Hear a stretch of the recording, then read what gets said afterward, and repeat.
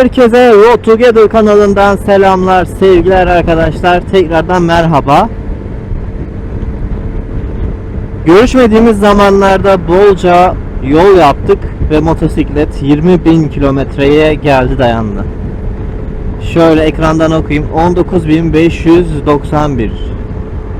Ve dolayısıyla ben de cumartesi gününe Ataşehir Oktay Motor'dan bakım randevusu aldım. Kuzey Marmara Otoyolu'na çıkmam gerekti. Dolayısıyla ben de bir kayda girmek istedim. Bir 20.000 kilometreyi değerlendirmek istiyorum. Özellikle ABS yazılımını. Bu ABS yazılımıyla alakalı belki çok fazla duyum aldınız, video izlediniz. İçerikler olabilir. Ben de sadece kendi yorumumu katmak istedim. Yani denildiği kadar var mı? Beni tatmin etti mi? Ben aslında şeyden almak istiyorum ya konuyu. Bu yazılım olayı nasıl ortaya çıktı? Biraz geriden alalım. Şimdi aslında bir WhatsApp grubu var. Orada CLX kullanıcılarıyla birlikte herkes ifade ediyor böyle bir problem olduğunu. Herkes ifade ediyor böyle bir problemin olduğunu. Servislerin buna çözüm getiremediğini. Tonla muhabbet döndü bunun üzerine. Kaza yapanlar oldu, yaralananlar oldu, motosikletini perte çıkaranlar oldu. Yani oldu da oldu. Servisler bu konuya ilgi gösterenler oldu, göstermeyenler oldu ama hepsi, ya hiçbiri çözüm bulamadı.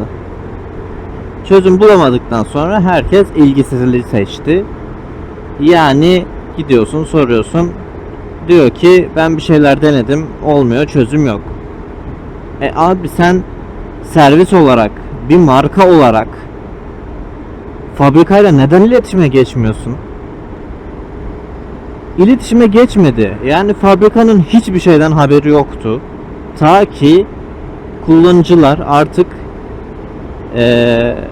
fabrikaya ulaşana kadar. İnsanların artık gırtlağına dayanmıştı bu konu. Çünkü kaç sefer ben de kaza atlattım. Sorunu biliyorsunuz. Sorunu tanımlayayım. Ani fren yaptığınız zaman frenler devre dışı kalıyor. Çukurdan, kasisten geçtiğinizde frenler devre dışı kalıyor ve arka frenin performansı çok kötüydü, çok hissizdi. Şimdi bunlar kaç sefer kaza atlattım. Benim gibi şanslı olmayanlar da oldu. Grupta bazı arkadaşlar sağ olsunlar, çok emek verenler oldu bu sürece. Gruba öncülük ettiler. Fabrikayla iletişime geçtiler. İsim listesi topladılar. Toplu mailler atıldı. Ben de mail atanlardanım. Fabrika tarafından servis müdürü bir kişiyle iletişime geçti. Dedi ki biz bu süreci şey yapacağız, çözeceğiz. Merak etmeyin. İlk bir inanamadık. Nasıl çözeceksiniz, ne olacak falan gibisinden. Ya o süreçte bayağı uzun sürdü aslında. Fabrikaya motor çağırdılar. Yakın bir kullanıcı arkadaşımız motosikletini verdi. O motosikleti test olarak kullandılar. Aradan birkaç ay geçti. Biz bilgi alamadık dönem dönem, ara ara. Sonra denemeler olumsuz oldu dendi. En son bütün ümidi kesmiştik. Fabrikadan bir haber. Yazılım güncellemesiyle sorunu çözdük. Evet, ben de deli gibi merakla bekledim yani. Tabi hemen atlayıp yazılımımı da güncelletmedim. Çünkü illaki daha kötüye gitme ihtimali var. Birden fazla kullanıcının denemesini görmek istedim. Şimdi fabrika çok büyük bir adım attı ve şey kurdu. Mobil bir ekip kurdu. Tabiri caizse il il gezdiler. İl il gezip insanların motosikletini, yazılımını, ABS beynini güncellediler. Şimdi ben o arkadaşların yorumlarını takip ettim. Kimisi beğenmedi, kimisi çok başarılı, genelde başarılı buldular. Şimdi gelelim benim fikrime, düşünceme. Oktay motora çok geç geldi. Ya bak, orası da ayrı bir dünya. Yazılım cihazını göndermişler. Cihazı bilen yok. 2 haftada öyle bekle mesela. Ya yok mu bunun bir kullanım kılavuzu, yanında bir belge göndermiyorsunuz? Kendi bayinize yani. Neden bekliyoruz biz bir hafta daha, eleman kullanmayı bilmiyor diye. Böyle saçma sapan işler işte. Neyse, yine de ya bunlar yani eleştiri, tamam, bu bir eleştiri ama bir teşekkürü de tabii ki borç bilirim. Bu cihazın tedariğinin sağlanması, istenmesi, getirilmesi, bunun bedava bir şekilde, ya aslında tamam, bedava yapmak zorunda da olabilir, emin değilim. Sonuç olarak bu yazılım kullanıcıların ittirmesiyle hayata geçti. Yarıdan fazla kullanıcının Türkiye'de sanırım yazılımı güncellenmiştir diye düşünüyorum. Şimdi ben ilk Oktay Motor'dan çıktım. İlk hissiyatım şuydu. Dedim ki bu ne ya, dedim, şey yapmadım acaba? Yani güncellemeyi yapamadım acaba? Yani yaptığımı zannetti. Neyse dedim, yani hani böyle çok %10'luk bir iyileşme var gibi geldi. Tam böyle bayinin önünde deniyorum falan, fren yapıyorum. Ya böyle arka frende çok az bir iyileşme var gibi oldu. Beğenmedim. Dedim ya, boştan yere geldik, yaptırmasak da olurmuş.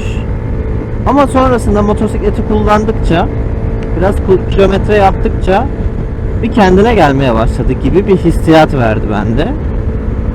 Özellikle şu an ben tabi şöyle testler yaptım kendimce. Frenin devre dışı kaldı, çukurlardan tekrardan gittim geçtim.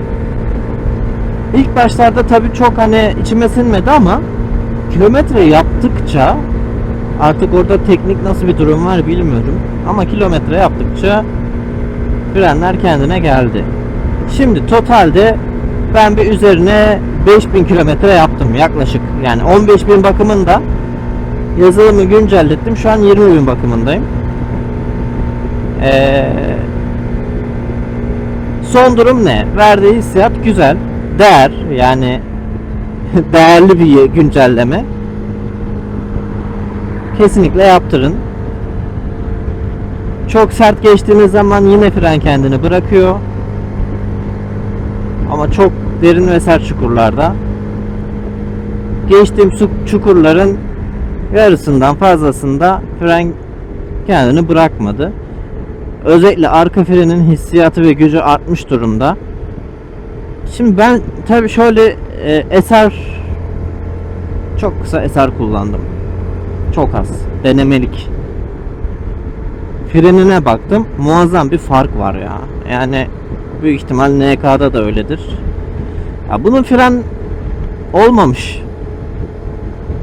Ama yazılım güncellemesi bir nebze düzeltmiş. Ama bir SR freni gibi değil. Ben neden SR freni gibi değil diyorum? Çünkü ben onu sürdüm, onu biliyorum. Başka bir motosiklet sürmedim. Durum bu arkadaşlar.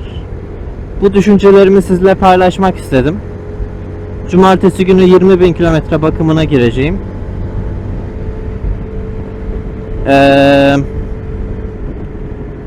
Zincir dişli setini değiştirdim.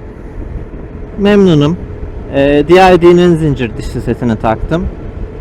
Çünkü servis orijinal zincirimin bozulduğunu söyledi. Onun üzerine böyle bir aksiyon aldım. Şu an için herhangi bir sıkıntı yok motosiklette. Lastiklerim çok kötü durumda. Lastiklerimi değiştirmek istiyorum. Ama hangi lastiği nereden nasıl değiştireceğimi araştırmadım. Önerilere açığım. Şuraya git İstanbul'da. Şu marka lastiği al. Direkt tak. Denedim. Memnunum. gibi düşünceleriniz varsa yorum atarsanız sizi dinlerim arkadaşlar, seve seve. Önerilerinizi de yaparım. Şimdi Öznur Hanım'ı almaya gidiyoruz iş yerinden. Tebrik mesajlarınızı da kabul ederim. Öznur'a evlenme teklifi ettim. 2 gün oldu. Yüzüğü taktım. Çok mutluyum bu yüzden. Umarım bir sene içerisinde de düğünümüzü yapacağız. Motosikleti de değiştirirsek şöyle yüksek cc turlara gideriz inşallah. Hayalim yani. Ama biliyorsunuz ben CLX'i mini bir tur motosikleti haline getirdim. Çantalar vesaire. Bu da tatmin ediyor beni. Fiyatlar uçmuş durumda yani. Şu ortamda CC yükseltmek de zor. Videoyu burada sonlandırıyorum arkadaşlar. İzlediğiniz için teşekkür ederim. Yeni videolarda görüşmek üzere. Kendinize iyi bakın. Bay bay.